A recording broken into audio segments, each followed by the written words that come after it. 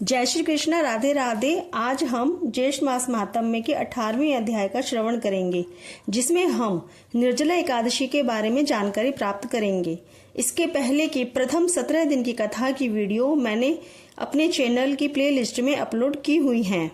वहां से आप इन सभी कथाओं का श्रवण कर सकते हैं। मैं इस वीडियो के डिस्क्रिप्शन में भी उनके लिंक दे दूंगी, वहां से भी आप इन सभी कथाओं को देख व सुन सकते हैं। श्रेष्ठ मास महात्म्य को सुनने के लिए रोज प्रातः काल यानी ब्रह्म मुहूर्त में उठकर स्नान करके स्वच्छ वस्त्र पहनकर भगवान श्री विष्णु जी का पूजन करना चाहिए और ज्येष्ठ मास महात्म्य की कथा सुननी चाहिए। मैं आपको प्रतिदिन प्रति अध्याय के हिसाब से 30 अध्यायों का श्रवण कराऊंगी। आओ अब कथा को प्रारंभ करते हैं। इसके पिछले अध्याय में हमने सुना था कि स्कंद जी कहने लगे कि हे ऋषियों, श्री व्यास जी ने राजा युधिष्ठिर को ज्येष्ठ मास के शुक्ल पक्ष की एकादशी का व्रत बताते हैं और कहते हैं कि इस दिन निर्जला व्रत कर चीनी सहित जल से भरे घड़े का दान करना चाहिए। दान श्रेष्ठ ब्राह्मण को देने पर विष्णु लोक में जाते हैं। तब राजा युधिष्ठिर कहते हैं, मैंने मानव धर्म और वैदिक धर्म को सुना है, अब आप मुझे वैष्णव धर्म के बारे में बताइए।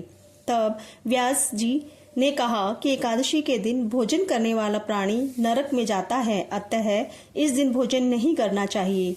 साथ ही स्कंद जी ने एकादशी व्रत का पुण्य फल राजा युधिष्ठिर को बताया और कहा कि एकादशी का व्रत करने वाला व्यक्ति वैकुंठ को जाता है। अब आगे की कथा इस प्रकार से है। भीमसेन जी कहने लगे कि हे तात, आपने जो एकादशी का व्रत और उसका जो महात्म्य कहा है, यह मुझको कुछ मूढ़ बुद्धि चित होने से सत्य प्रतीत नहीं होता है। अतः आप वात्सल्य भाव त्याग कर ठीक ठीक बात बतलाइए। यदि आप सत्य वचन कहेंगे तो मैं विदुर वचन के समान यानी धृतराष्ट्र के प्रति जो विदुर ने वचन कहे थे उनके समान नष्ट हो जाऊंगा। हे तात, मंत्री, पुरोहित और वैद्य इन तीनों को सत्य और यथार्थ वचन ही बोलने चाहिए, अन्यथा केवल मीठे वचन बोलने से उनके धन, धर्म और शरीर तीनों नष्ट हो जाते हैं। व्यास जी कहने लगे कि हे पवन पुत्र भीमसेन, हमने जो पहले संक्षेप में तुमसे कहा है वह सर्वथा सत्य है, इसको असत्य नहीं मानना। मैं इस विषय में तुमको एक प्राचीन इतिहास सुनाता हूँ, तुम उन स्कंद जी के वचनों को सुनकर संशय रहित हो जाओगे। पूर्व काल में कालाजन पर्वत पर पुलिंद नाम वाला विख्यात समस्त धर्मों का पालन करने वाला और उनका ज्ञाता हुआ। उसने निष्कंटक राज्य करके वहां पर द्वारिकापुरी के सामने महानपुर बसाया और स्वयं अनेकों रथ, सेना, ऐरावत के समान हाथी और उच्चई श्रवा के समान घोड़ों से परिवारित होकर और सचिवों से अनुमोदित होकर विजय यात्रा के लिए निकला। 100 योजन के प्रमाण में उसकी सेना पुर से बाहर निकली और राजा के साथ चलने वाली जो पैदल सेना थी वह सारी पृथ्वी पर छा रही थी। 7 व्यूह यानी सेना की रचना से युक्त वह सेना 7 महासमुद्रों के समान प्रतीत होती थी। राजा ने बड़े बड़े मंडलिक और राजाओं और सेवकों को जीतकर उनसे बहुत सा धन और कर लेकर अपने पुर को वापस लौटा। इस तरह पृथ्वी के अनेक चक्रवर्ती राजाओं को उसने जीता। जिस जिस सेनापति को बलवान सुनता था वहां वेग पूर्वक जाकर उनको जीत लेता था।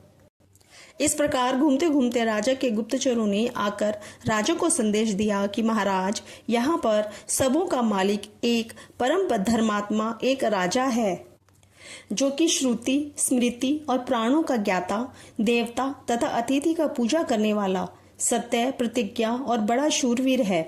आज तक किसी से भी वह नहीं जीता गया है। उसको बिना जीते इस भूमंडल में आपकी कीर्ति संतुष्टदायक नहीं हो सकती। उसने गुप्तचरों से यह समाचार सुनकर राजा पुलिंद ने अपने मंत्रियों और सेना सहित उस प्राचीन पुरी के संपूर्ण नगर को चारों तरफ से घेर लिया और राजा पुलिंद के सैनिक उस नगर के चारों तरफ स्थित हो गए। जैसे वन में बहुत से गीदड़ों द्वारा एक सिंह को घेर लिया जाता हो, इसी तरह से उन्होंने उस नगर को चारों तरफ से घेर लिया। हे तपोधन, उस समय उस नगर में बड़ा कोलाहल मचा। कुछ लोगों ने राजा से और कुछ ने मंत्रियों से जाकर कहा, हे राजन, उस दिन ज्येष्ठ मास के शुक्ल पक्ष की एकादशी तिथि थी, इसलिए आप, हे राजन, आज और कल के लिए कृपा कीजिए। मैं अपने राजा की आज्ञा से नहीं आया हूँ। मैंने यहाँ जो भी बात आपसे कही है वह स्वयं अपने विचार से कही है। अतः हे राजन, इन दिनों मैं आप जो कुछ भी करेंगे हमारे राजा उसे सहन करेंगे, परंतु परसों क्या होगा यह मैं नहीं कह सकता और न जानता हूँ।